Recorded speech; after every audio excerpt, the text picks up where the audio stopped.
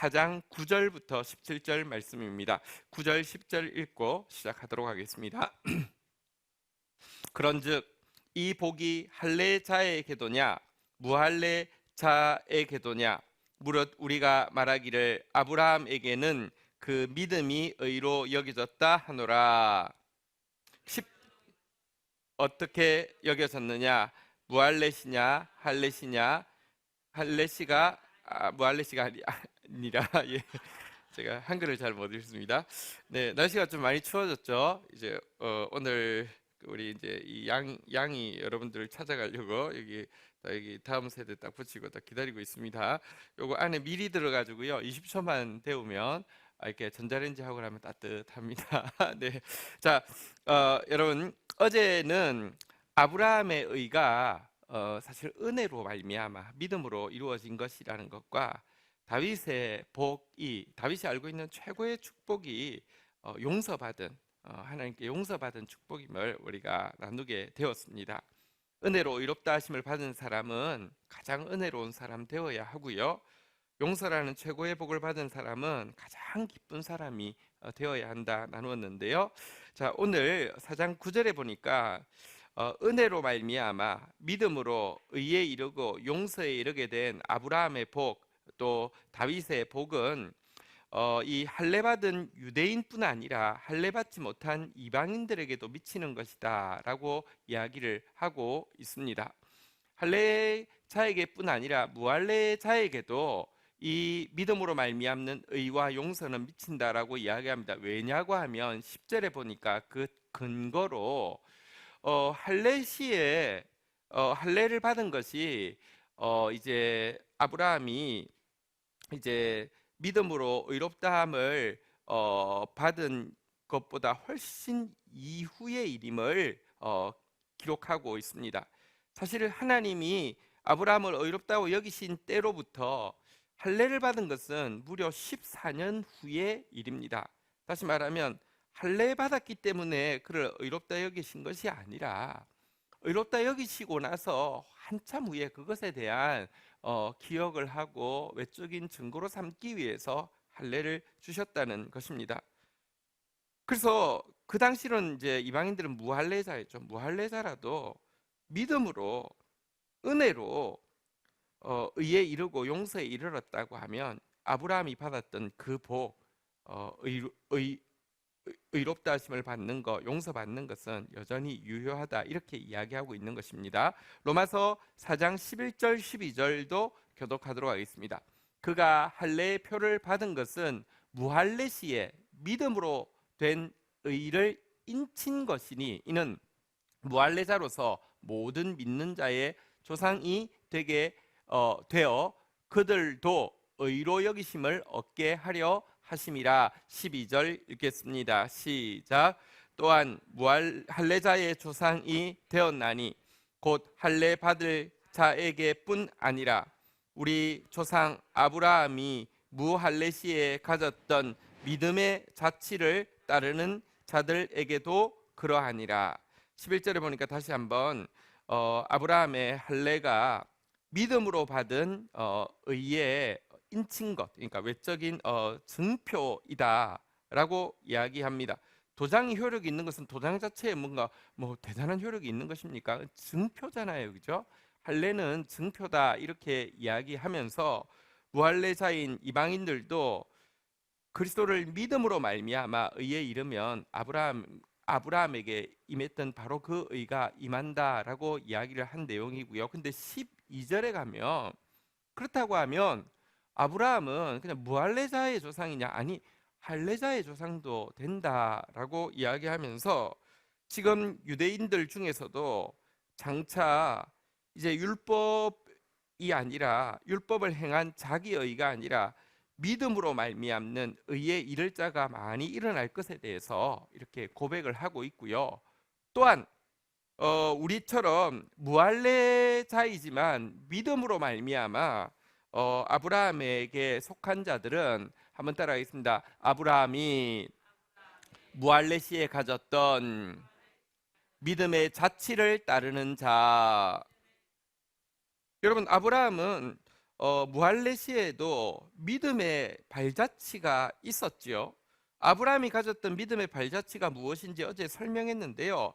점점 더 말씀을 향해 더 깊은 신뢰와 더 깊은 순종의 길을 갔던 것. 여러분, 우리는 나는 이제 믿음으로 의에 이르렀어. 나는 아브라함에게 속했어. 이게 끝이 아닙니다. 아브라함은 믿음으로 의에 이른다는 것이 말씀에 대해서 한번 갈 바를 알지 못하고 따라온 것으로 끝난 게 아니었잖아요. 끝없이 그의 약속의 말씀을 믿고 기다리고요. 심지어 그의 아들을 요구할 때까지 순종했던 그 모습처럼 그것이 바로 그의 믿음의 발자취인데요. 신자는 아브라함의 믿음의 발자취를 따라가는 사람입니다. 말씀을 향한 신뢰와 순종이 갈수록 더 깊어지는 사람이 신자입니다. 한국 기독교가 이렇게 부패하게 된 것은요, 그냥 나 예수 믿었어, 나는 믿음으로 말미암아 의를 이뤘어 땡 하고 말씀 없었습니다. 말씀에 더 깊이 나아가는 믿음의 발자취가 끊어져 버렸습니다. 말씀을 향한 신뢰도 없고 관심도 없고 더더구나 순종도 없었습니다. 그것은 아브라함에게 속한 자가 아닙니다.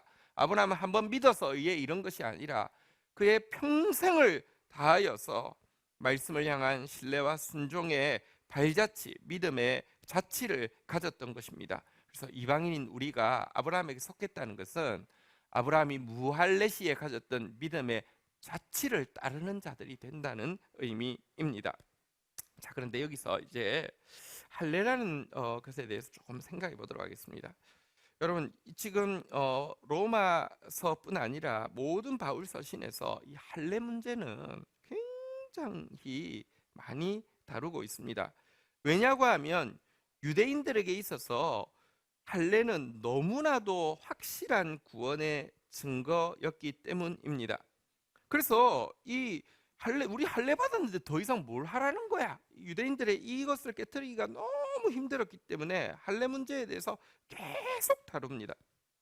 그런데 여러분, 유대인들에게 있었던 이 할례, 구원의 확실한 외적인 증거라고 여겨졌던 것이 기독교인들에게는요, 용어만 바뀌어서 쓸 뿐이지 또 생겼습니다. 그것이 무엇이냐고 하면 세례 혹은 성찬. 세례와 성찬은 또한 기독교인들에게 너무나 확실한 구원의 외적 증거로 이렇게 전이되어서 우리 속에 들어와 있습니다.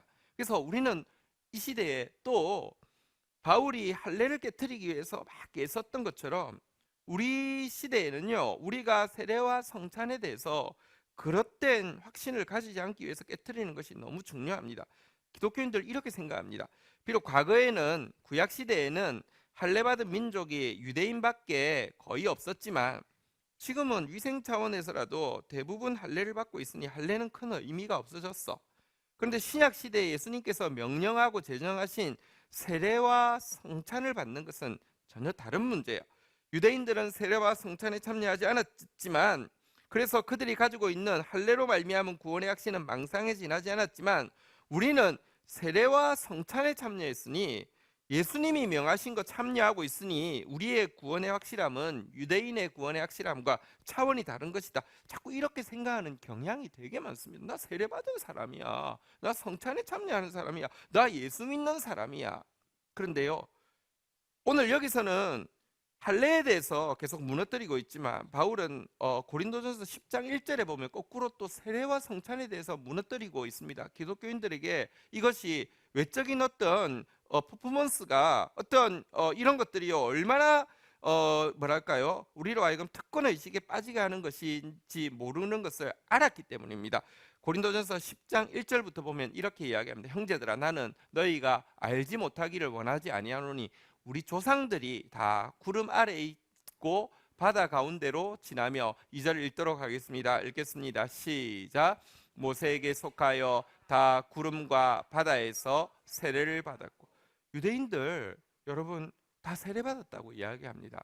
그들이 홍해를 걷는 것, 이것이 사실은 모세 시대에 세례받은 것에, 앞으로 오실 예수 그리스도로 말미암아 세례받을 것에 대한 예표였고 세례받은 것이라고 이야기합니다. 뿐만 아니라 3절 4절에도 보면요, 다 같은 신령한 음식을 먹으며, 4절 읽도록 하겠습니다. 시작. 다 같은 신령한 음료를 마셨으니 이는 그들이 따르는 신령한 반석으로부터 마셨으며 그 반석은 그리스도시라. 그들이 광야에서 만나와 메추라기를 먹고 그들이 반석에서 물을 마신 것은 사실은 그 반석은 예수를 상징하기 때문에 우리가 지금 받고 있는 성찬과 똑같은 것이다 라고 이야기합니다. 우리는 예수 그리스도, 오신 예수 그리스도로 말미암아 세례와 성찬을 받았다고 하면 유대인들은 오실 예수 그리스도로 말미암아 세례와 성찬을 받은 것이다. 그래서 유대인들이 할례는 사실은 확실한 구원의 증거가 아니지만 우리가 가지고 있는 세례와 성찬은 확실한 구원의 증거다, 이렇게 이야기할 수 없다는 것입니다. 세례와 성찬을 확실한 구원의 외적 증거로 삼고 안주하고, 아니 안주하는 게 아니라 구원은 따놓은 낭상이 되고 나면요 천국 가기 전까지 딴짓하게 됩니다. 이미 구원은 따놨으니까 이 세상에서 이 세상에서도 내 원하는 대로 해도 어차피 구원은 따놓은 것이니까, 이러는 신자들을 위해서 이렇게 경고합니다. 5절 6절에 보면 세례와 성찬을 외적 구원의 증거로 삼고 안주하고 딴짓하려는 신자들을 향해서요 5절 제가 읽습니다. 그러나 그들의 다수를 하나님이 기뻐하지 아니하셨으므로 그들이 광야에서 멸망을 받았느니라. 6절 읽도록 하겠습니다. 시작. 이러한 일은 우리의 본보기가 되어 우리로 하여금 그들이 악을 즐겨한 것 같이 즐겨하는 자가 되지 않게 하려 함이니. 그래서 여러분, 바울은 이제 기독교인들을 향해서 까고 있습니다. 너 세례 받았다고, 너 성찬에 참여했다고, 너 안전한 거 아니야. 하나님이 세례와 성찬에 참여한 유대인의 다수를 광야에서 멸망하게 하신 것처럼 그것이 우리의 본보기가 되어서 악을 즐겨하는 자 되어서는 아무도 구원에 이를 수 없다고 경고하고 있는 것입니다. 이어지는 내용은 유대인들 바알부를 우상 섬기다가 수없이 죽었습니다. 그곳에 여인들과 음행하다가 하루에 23,000명이 죽임을 당했습니다. 하나님의 인내를 끊임없이 시험하기 위해서 시험하다가 불뱀에 물려서 죽은 일도 있고요. 하나님이 세우신 지도자를 향해서 끊임없이 원망을 터뜨림으로 말미암아 14,700명이 또 멸망당한 일도 있습니다. 이와 같은 일들을 이어서 이야기하면서 한번 따라하겠습니다. 너희는 우상 숭배하는 자가 되지 말라. 우리는 그들과 같이 음행하지 말자. 우리는 그들과 같이 시험하지 말자. 너희는 그들과 같이 원망하지 말라. 이렇게 계속 기독교인들을 향해서도 끊임없이 명령하고 경고하고 있습니다. 악을 즐겨하고 말씀을 사랑하지 않는 자에게 어떤 여러분들의 신앙 행위도, 어떤 명확한 교리도 절대 구원을 보장해 주지 않습니다. 여러분, 결론적으로 이 고린도전서 10장의 결론이 뭐냐고 하면 11절 12절에 보니까 이렇게 이야기합니다. 그들에게 일어난 이런 본보기가 되고 또한 말세를 만난 우리를 깨우치기 위하여 기록되었느니라. 12절 읽도록 하겠습니다. 읽겠습니다. 시작. 그런즉 선줄로 생각하는 자는 넘어질까 조심하라. 여러분, 결론이 뭐냐? 선줄로 생각하는 자는 넘어질까 조심하라 그랬습니다. 믿음을 공로로 여기고 세례와 성찬을 확실한 외적 증거로 삼고 나서 안주하고 딴짓하는 자들 언제든지 구원을 상실할 수 있다라고 이야기하고 있습니다. 하나님의 신실하심에 대해서 구원의 기반을 두는 자들, 구원의 확신이란 무엇이냐? 내가 세례받았기 때문에, 내가 성찬받았기 때문에, 내가 예수 믿기 때문에 확실히 구원받는다는 게 아니라 구원의 확신은 무엇이냐? 나로서는 절대 구원받을 수 없음을 확신합니다. 나의 구원은 오직 하나님의 은혜로만 가능한 것입니다. 이 고백이 구원의 바른 확신입니다. 그리고 이처럼 은혜로 구원받았고 은혜로 용서받은 사람은요, 당연히 가장 너그러운 사람이 되어야 되고요, 당연히 가장 기쁜 사람이 되어야 합니다.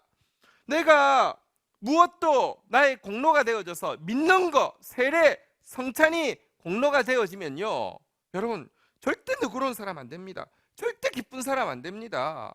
교만한 사람 되어지고요, 뭐랄까요, 세상을 추구하기 때문에 점점 더 굳은 사람 되어집니다. 그러나 정말 선줄로 생각하면 넘어질까 조심하라. 이 앞에서 나 자신이 얼마나 죄인인지 끝없이 깨닫는 사람, 은혜로 구원받은 사람, 은혜로 용서받은 사람, 당연히 너그러운 사람, 당연히 기쁜 사람 되어야 하는 것입니다. 기독교인의 외적인 표징, 구원의 가장 확실한 증거는 얼마나 은혜로운 사람이냐, 얼마나 기쁜 사람이냐. 복 받았으니 기뻐야죠. 이게 복음입니다. 자, 이처럼 이 아브라함에게 임한 이 의에 대해서 바르게 깨달은 사람에게는 사명이 주어지는데요. 13절, 14절에 보면 나옵니다. 아브라함이나 그 후손에게 세상의 상속자가 되리라고 하신 언약은 율법으로 말미암는 것이 아니요 오직 믿음의 의로 말미암는 것이니라. 14절 읽겠습니다. 시작. 만일 율법에 속한 자들이 상속자이면 믿음은 헛된 것이 되고 약속은 파기되었느니라. 자, 이 아브라함과 그의 후손에 속한 자, 여기서 말하는 그의 후손은 누구를 이야기하겠습니까? 14절에 보니까 율법에 속한 자들이 상속자이면 믿음은 헛것이요 약속은 파기되었느니라 이렇게 이야기했는데요. 그러니까 다시 말하면 율법으로 말미암아 의에 이를 사람 아무도 없기 때문에 그 후손이라는 게 율법으로 의를 쫓는 사람이 아니라 믿음으로 의를 쫓는 사람이라고 밝히고 있는 것이죠. 만약에 율법을 행함으로 의에 이를 수 있다고 하면 믿음으로 말미암는 의의 약속은 헛것이기 때문에 주어질 이유도 없다라고 이야기하면서 그 후손 역시 유대인만을 이야기하는 것이 아니라 유대인이나 이방인이나 믿음으로 의에 이르는 사람을 이야기하는데요. 자, 13절 한번 보도록 하겠습니다. 여기 보니까 이 아브라함과 그의 후손 믿음으로 의에 이르는 사람은 사명이 주어집니다. 축복의 사명이 주어집니다. 한번 따라하겠습니다. 세상의 상속자가 되리라. 우리 서로의 격려하겠습니다. 세상의 상속자가 될 것입니다. 세상의 상속자란 이 세상 땅의 모든 족속을 축복으로 영향력을 흘려보내는 사람이 되는 것을 의미합니다. 세상의 상속자가 되리라는 것은 아브라함에게 주셨던 약속의 말씀이죠. 창세기 12장 2절 3절에 보면요, 12장 2절 한번 보도록 하겠습니다. 창세기 12장 2절. 내가 너로 큰 민족을 이루고 내게 복을 주어 내 이름을 창대하게 하리니 너는 복이 될지라. 한번 따라하겠습니다. 너는 복이 될지라. 한번 따라하겠습니다. 복은 우리의 운명입니다. 복 받을 수밖에 없습니다. 하나님께서 여러분들 믿음으로 말미암아 의에 이른 사람, 그래서 은혜로운 사람 되고 기쁜 사람 되면요, 그 사람은 복 받을 수밖에 없다고 이야기하는 것입니다. 근데 우리에게 복을 주신 것은요, 한번 따라하겠습니다. 복은 우리의 운명입니다. 복을 주신 이유는요, 3절에 나오죠. 3절 같이 한번 읽도록 하겠습니다. 시작. 너를 축복하는 자에게는 내가 복을 내리고 너를 저주하는 자에게는 내가 저주하리니 땅의 모든 족속이 너로 말미암아 복을 얻을 것이라 하신지라. 여기 보십시오. 하나님께서 복이 우리의 운명이 되게 하신 것은, 한번 따라하겠습니다. 축복은 우리의 사명입니다. 축복이라고 하니까, 축복이라는 것은 워낙 축자가 빌다라는 뜻입니다. 복을 비는 것은 우리의 사명이라는 뜻입니다. 복은 우리의 운명입니다. 너는 복이라, 너는 복이 될지라 그랬습니다. 복은 우리의 운명입니다. 복 받은 사람이 해야 되는 건 뭐냐? 축복, 복을 비는 것, 우리의 사명이라는 것입니다. 여기 보면 너를 저주하는 자는 저주받고 너를 축복하는 자는 축복을 받는데, 결론적으로 땅의 모든 족속이 너로 말미암아 저주를 받을 것이라고도 하지 않았고, 땅의 반은 저주를 받고 반은 축복을 받을 것이라고도 하지 않았고, 땅의 모든 족속이 너를 말미암아 복을 얻을 것이다 라고 이야기했습니다. 그러면 땅의 모든 족속이 아브라함을 뭐 한다는 거예요? 축복한다는 뜻이잖아요. 왜 믿지도 않는 사람이 아브라함을 축복하겠습니까? 율법주의로 하면 이런 것입니다. 너 난 잘 보여. 너 나 저주하면 너 저주받아. 너 난 잘 보여. 너 나 축복해야 축복받아. 난 누군 줄 알아? 나 하나님의 사람. 이게 율법주의고요. 율법을 바르게 했으면요, 아브라함을 왜 이방인들이 축복했겠어요? 아브라함이 먼저 축복하니까. 율법 앞에서 자기의 죄를, 하나님의 부름을 받았지만 하나님의 은혜가 아니면 의에 이를 수 없는 자기의 모습을 보고 그럼에도 불구하고 의로 여겨주신 하나님 보고 나니까 너그러운 사람 되고 기쁜 사람 되니까요, 누구를 향해서도 자꾸 축복하게 되니까 웬만한 사람이라고 하면 전부 아브라함을 축복하게 되었다는 뜻입니다. 축복은 우리의 사명입니다. 오늘 여기서 이야기하고 있는 세상의 상속자가 되리라고 했는데요, 여러분, 우리가 은혜로 말미암아 의에 이른 사람, 은혜로 말미암아 용서받은 사람은요, 아브라함처럼 온 세계를 축복하는 사람이 된다는 것입니다. 사실 성경에 보면요, 이 부분에 대해서 명확하게 이야기합니다. 아브라함이 자기에게 주어진 복의 운명을 가지고 축복의 사명을 감당한 첫 대상이 누군지 아십니까? 동성애의 상징인 소돔과 고모라였습니다. 정의가 무엇이냐? 포로된 자를 자유케 하는 것인데요, 아브라함이 실질적으로 이 축복을 처음 사용한 게 포로된 소돔과 고모라 사람들을 나가서 구출해 옵니다. 구출해 온 이유가 돈 받기 위함이 아닙니다. 얼마나 고맙겠습니까? 소돔과 고모라와 여러분, 포로되면 끝입니다. 근데 다 건져주니까 돈으로 이렇게 축복하려고 하니까 하지 말라고, 나는 하나님께 축복받아서 축복하는 것이지 그거 바라지 않았다고 이야기하면서 한 푼도 안 받았습니다. 그가 소돔과 고모라를 실질적인 행동으로 정의로 풀어주는 일을 했을 뿐만 아니라 뒤에 가면 영적으로도요, 6번이나 끈질기게 멸망시키지 말아달라고 기도했던 대상이 소돔과 고모라였습니다. 생각해 보십시오. 소돔과 고모라가 깨끗해서가 아닙니다. 가장 악하고 더러운 소돔과 고모라까지 행동으로 실질적으로 영적으로 축복할 수 있었던 아브라함이라고 하면 천하 만민 모든 족속 중에서 축복하지 못할 자가 어디 있었겠습니까?